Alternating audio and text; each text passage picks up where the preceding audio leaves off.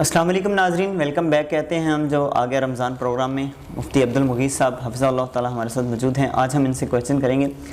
अक्सर लोग रमज़ान की मुबारकबाद देते हैं उस हवाले से, और कुछ लोग ये भी कहते हैं मुफ्ती साहब कि जो सबसे पहले रमज़ान की मुबारकबाद दे और उस पर जन्नत वाजिब हो जाती है। इस हवाले से नाजरीन को आगाह कर दीजिए। देखिए जी, ये बड़ा अहम सवाल आपने किया। उमूमन ये ऐसे बात चलती रहती है और ये सवाल होता रहता है। तो मुबारकबाद देना ये एक दुआ का कलिमा है।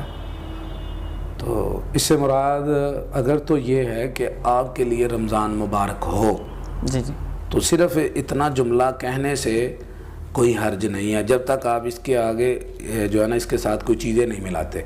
वैसे कोई बंदा कहता है कि रमज़ान बरकत वाला महीना है, अल्लाह ताला आपके लिए इसको बरकत वाला बना दे, सुभान अल्लाह, तो ये इतना जुमला मुबारकबाद का ये माना ये बिल्कुल ठीक है। और एक दूसरे को दुआ देना कि अल्लाह तुम्हारे लिए बरकतों वाला बनाए। अच्छा, लेकिन इसको ये समझना कि ये मुबारकबाद देना ये दीन का हिस्सा है, या हमें कुरान और सुन्नत से रहनुमाई मिलती है, नबी सल्लल्लाहु अलैहि वसल्लम ने ऐसा किया है या आपके सहाबा ने ऐसा किया है, तो ऐसी कोई बात नहीं है। ना ही प्यारे पैगम्बर मोहम्मद रसूलुल्लाह सल्लल्लाहु अलैहि वसल्लम ने इसकी मुबारकबाद दी है, ना सहाबा रिज़वानुल्लाह अलैहिम अजमाइन ने। और ये जो इससे अगला स्टेप है कि जो सबसे पहले मुबारकबाद देगा उसके ऊपर जन्नत वाजिब हो जाएगी।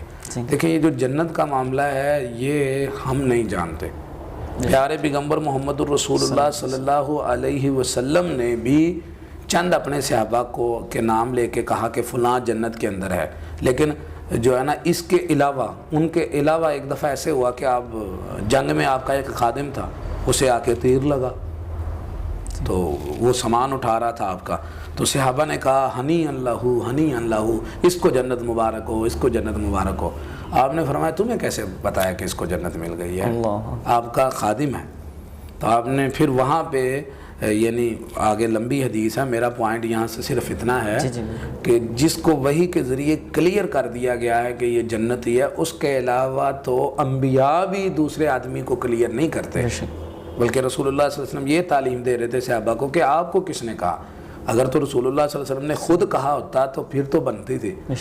तो सहाबा रिज़वानुल्लाह अलैहिम अजमाइन जब खुद से किसी को ये नहीं कह सकते कि इसे जन्नत मुबारक हो, तो हम तो बिलौला ऐसा काम नहीं कर सकते।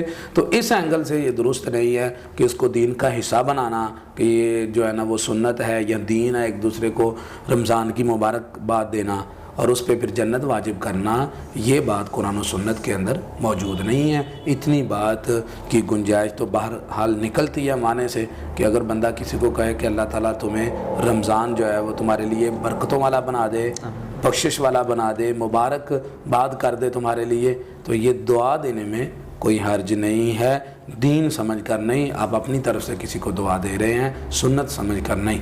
बहुत बहुत शुक्रिया जी। नाजरीन, किसी भाई बहन का सवाल हो तो ज़रूर क्वेश्चन कर सकते हैं, हम डिस्क्रिप्शन के अंदर ईमेल भी मेंशन करेंगे। अगले प्रोग्राम में फिर हाजिर होंगे, तब तक के लिए हमें इजाज़त दीजिए। अल्लाह हाफ़िज़।